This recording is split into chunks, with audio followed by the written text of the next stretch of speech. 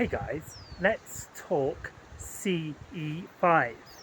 So back in 2008 I came across the teachings of Dr. Stephen Greer, who was teaching what he called the CE5 Coherent Thought Sequencing Protocol, and I didn't have access to his full teachings. I couldn't really find where he was sharing them, certainly not for free at the time.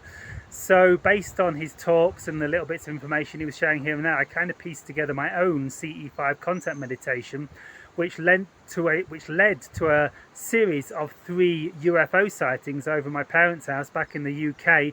Also, like, some of them were like, actually all of them in a way, but one of them was particularly like chased down by fighter jets. Like 2 fighter jets came flying over my house with full afterburners on. So that was pretty insane. So what I did was, this is the technique I used. I didn't know anything about meditation. This was the first time I ever meditated, and I did a standing meditation. I found a standing meditation where I would just shut my eyes, and I can't remember the exact process, but I remember I combined it with focusing on my third eye. Let's see if I can get a camera hold without going too much in the shadow. So I combined this with focusing upon my third eye. So what I did was I would stand there and I would just basically center my attention, I think on the brow actually, just in the brow here, and visualize the color indigo, which is connected to the third eye. And I would just basically, from what I remember, stand there doing that. And after about 10 or 20 minutes, I started having some quite profound visions, some of those profound visions of like other worlds. One was a planet with all these crystal structures on, like I got it was somewhere in Sirius. That's what I felt. And the other, I don't know how I know that, I didn't even know Sirius at the time, I don't think. And the other one was, I saw like a castle on top of a green hill, and there were all like these monks wearing cyan coloured, turquoise coloured robes, and they were carrying cushions in like a ceremony, and there was nothing on the cushion, and the symbol was that the nothing in the center of the cushion represented God, because God was like nothing and emptiness, if you follow like Buddhist teachings. So I carried on with this because I was enjoying these visions, and it was also making me feel very relaxed and very peaceful and very happy. And I almost kind of forgot about the fact that I was trying to contact the ETs. And what I'd actually do after focusing on my third eye and the indigo color, the first time I started seeing a spiral in my third eye. So I started actually visualizing intentionally a spiral in my third eye to get me into a state of like cosmic consciousness and connectedness to my third eye and other dimensions of reality. And from here I would do the CE5 meditation. So what I did was I would visualize the image of a grey extraterrestrial. It was the only ETs I knew at the time, so the image of a grey extraterrestrial's head to kind of set the intent to connect with an ET. Then I would visualize the image of a flying saucer, so just kind of tune me into the consciousness of an ET. I didn't really know what I was doing at all.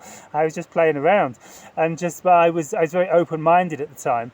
After discovering, like, I got into conspiracy theories and stuff, and I was messing around with like cloud busting, if you know what that is, where you make clouds disappear, and like I was all sorts of metaphysical stuff. And I was very open-minded from my research and seeing that like we hadn't been told the truth quite exactly about everything that goes on in our reality. And so I was just messing about with this, playing around with this, seeing what would happen. And then I visualized I did the traditional coherent thought sequencing that Dr. Greer teaches, where you visualize, first of all, you like visualize the Milky Way galaxy and like transmit the energy out into the cosmos, that this is the galaxy we come from. Then you visualize our solar system. Then you visualize planet Earth from space. Then you visualize your country. Then you visualize like kind of where you are in your country from above. I visualize like the coastline and like put a little dot on the map in the UK, like to say where I was. Then I would visualize Lincoln Cathedral, which is a big cathedral, a big landmark near where I live. Pilots in World War II actually used to navigate their way back, find their way home after their bombing missions. So it's obviously a very good option. And then I visualize like this tree behind my house and sort of do this picture of a map, a vision of a picture in my map showing that this tree is 4 kilometers kind of southeast of Lincoln Cathedral. And then I visualized this tree, and I just did this basically for around a month, and I almost forgot that I was trying to contact ET, because I was just getting such amazing visions, and which I now know I was actually connecting ET, other dimensions, and ET in another dimension of reality. But of course I wanted to see the ships in my reality. I didn't understand that it was all one reality at the time. And so yeah, and after about 3, 4, 5 weeks of doing it, I had a spate of 3 UFO sightings over the next few weeks over my parents' house. Really interesting one. There's I hear the sound of a fighter jet flying over my house, and this was often connected to these sightings. And I looked out, and there's this golden ball of light flying through the sky from west to east, and it was being tracked perfectly by a fighter jet. Like, the golden ball of light was here, and the fighter jet was here, and the fighter jet was tracking it. And after that disappeared into the distance, I saw like an energy ball of light just kind of rise up out of the ground almost, it seemed like. But there was, I can't remember if it was red with a green outline or green with a red outline, but it was a ball of light, and I think it was like green ball of light with a red outline. It was just floating in the sky, and by now I had my camera ready on my wall, hooked up on my curtain rail, ready to grab and photograph it. And as soon as I grabbed the camera and began to point it, it faded away, and I took a snap just as it was really faint, but I got nothing. But after that, what makes it really interesting is about a few minutes later, a fighter jet, I'm not sure if it was a RAF Tornado, or it almost looked like an F-15 or something, like a US plane. I know they had some stationed at Yorkshire, not too far away. I did well to get from Yorkshire to here in that time. But yeah, and it had full afterburners on, and it flew over my house. If you don't know, like, afterburners, so they can ignite the exhaust fumes from a plane to give it like extra speed, and they normally only use these in battle.